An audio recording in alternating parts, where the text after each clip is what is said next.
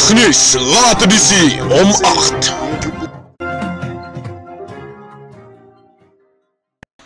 Goeienaand kykers, julle is ingeskakel by Ligdiens Late Edisie. Meneer Ferguson, vertel ons bietjie hoekom ons hier is en waar ons is vanaand. Ons is vanaand in 'n halfweghuis in Bellville. Net hier om te kan sien wat presies by so 'n plek aangaan. Want waar blyklik is 'n baie kontroversie oor hierdie onderwerp waar mense nou deesdae praat. En die groot ding wat almal weet is wat gebeur eintlik by sulke plekke.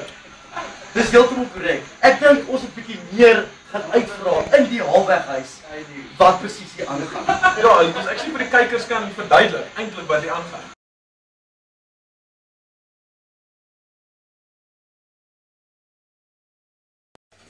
Goeienaand mense, vanaand het ons eksklusiewe toegang tot die mense se kombuis.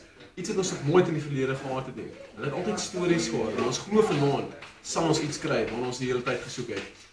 Hulle is ook uitgenooi om besoeking saam met mense te geniet. Maar kom ons vat dit 'n bietjie van 'n nader kyk van wat eintlik in hierdie kombuis aangaan. Volg my.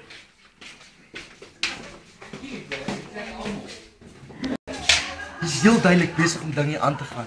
Die arme mense sit al eet hoenderbene af.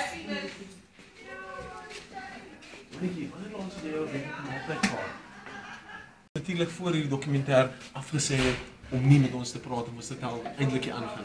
Maar wag net kyk.